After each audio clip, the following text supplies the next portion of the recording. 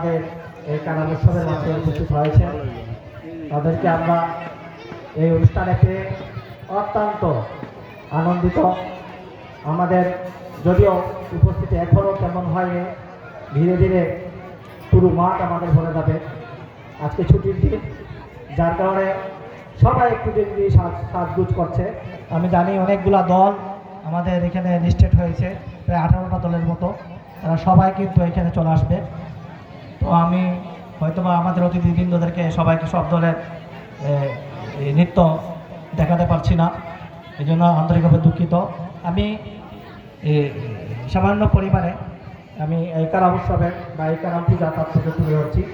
কারাম একটি বৃক্ষ, কথিত আছে আদিকালে একবার আদিবাসীরা বিশাল বড় যুদ্ধ এবং বিপদের সম্মুখীন হয়, তখন তারা পালাতে পালাতে একটি বৃক্ষের নিচে অবস্থান করে এবং সেই বৃক্ষ অবস্থান করে তারা সেদিনের মতো রক্ষা পান। এই রক্ষা পাওয়াতে সেদিন থেকে তারা এই কারাম পূজা, এই কারাম বৃক্ষটাকে পূজা করে আসছে। আরও অন্য বিভিন্ন মত আছে। সনাতনীদের কারামের মতে বলা আছে যে একদিন ভগবান শ্রীকৃষ্ণ হঠাৎ করে কিছুদিনের জন্য নির্দেশ হয়ে যান, তাকে কোথাও খুঁজে পাওয়া যাচ্ছিল না। তখন একাদশী তিথিতে এই কারাম উৎসব, কারাম পূজা করা হয় এবং এই কারাম পূজার মাধ্যমে ভগবান শ্রীকৃষ্ণ ফিরে আসেন। আরও মূলত কারাম পূজা কার্মা এবং ধর্মা এই দুই ভাইয়ের ইয়েতে হয়। কার্মা একজন ব্যবসায়ী ছিলেন এবং ধর্মা একটু ধর্ম অনুরাগী ছিলেন। কার্মা যখন ব্যবসার কাজে তার গ্রামের বাইরে চলে গিয়েছিলেন, তখন ধর্মা এই সুযোগে কারাম ডাল গেড়ে তার গুপিজনকে নিয়ে নৃত্য করতে শুরু করেন। হঠাৎ করে কার্মা যখন আসেন, তখন তার ভাইকে খবর দেন যে আমি অনেক কিছু বাণিজ্য করে এনেছি, সেটা তুমি চলো, আসো, আমরা একসাথে নামিয়ে আসি। তখন সে আসে না, কারাম নৃত্যের মধ্যে সে বিভোর হয়ে থাকে। তখন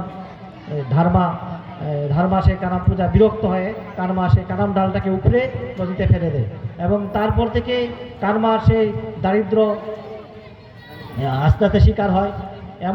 তার এমন দরিদ্র শিকার হয় যে মানুষ তাকে বাড়িতে কাজও দিত না।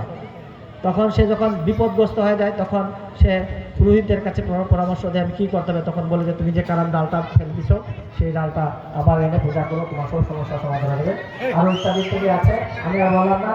আমরা কারাম যে নৃত্য করি সেটা কিন্তু একটা চেইন নৃত্য হয়। আমাদের একটা চেইন নৃত্য হয়, এটাতে আমাদের ভ্রাতৃত্ব এবং বন্ধুত্বের একটা বন্ধন সৃষ্টি করে। দেখেন, মানুষের মধ্যে যখনই বন্ধন সৃষ্টি হয়, যখন মানুষের মধ্যে খোলা থাকে, আমাদের ভ্রাতৃত্ববোধ থাকে, তখনই মানুষ একজন হাত আরেকজন ধরে। এটা আমাদের কারাম নৃত্যের একটা তাৎপর্য।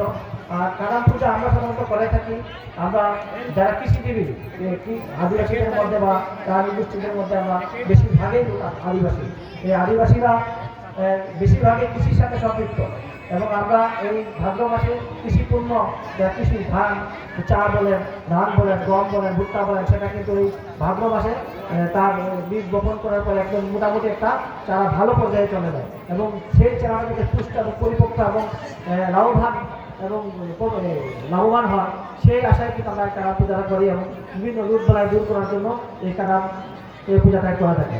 অনেকে আবার কারাম পূজা ছেলে সন্তান লাভের আশায় করা থাকে, অনেকে আবার বিপদে পড়লেও এই কারাম পূজা করা থাকে, অনেকে আবার এই কারাম পূজা মানসিক করে থাকে, অনেকে কারাম পূজা করে অনেক বিপদের মুখ থেকে রক্ষা পায়।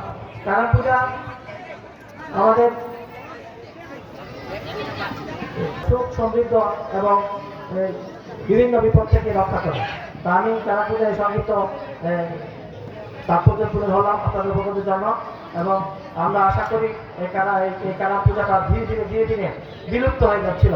তখন আমরা কতিপয় যুবক এবং আমার সহযোগী এবং আমার মুরব্বী তাদের পরামর্শে আমরা এই পূজাটাকে এবং এই নাচটাকে আমরা পুনরায় পুনরুদ্ধার করার জন্য চেষ্টা করছি এবং ধন্যবাদ জানাই আমাদের বর্ণনা ব্যবস্থাপককে, যিনি আমাদেরকে পুরোপুরি একেবারে নিজের ছেলেদের মতো, নিজের লোকের মতো আমাদেরকে আমাদের সব কিছু ধরনের আমাদের সাহায্য করেছেন।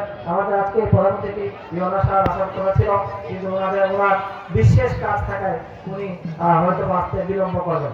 তো আমি অত্যন্ত ধন্যবাদ জানাই এবং আজকের এই অতিথি আমাদের আসার আমরা আন্তরিকভাবে কৃতজ্ঞ ও এরকম কারাম উৎসব বা এরকম আদিবাসীদের বা নিজ জনগোষ্ঠীদের এবং চার জনগোষ্ঠীদের যদি কখনো এরকম উৎসব থাকে, আরও বিভিন্ন অনেক উৎসব আছে যেগুলো এখন বিলুপ্ত হয়ে যাচ্ছে।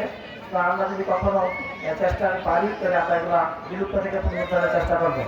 আমরা ধন্যবাদ জানাই যারা এই উৎসবটাকে সফল করার জন্য আমাদের এসব আন্তরিকভাবে সাহায্য করেছেন, আর্থিকভাবে সাহায্য করেছেন এবং সহযোগিতা করেছেন। সকলকে ধন্যবাদ জানাই।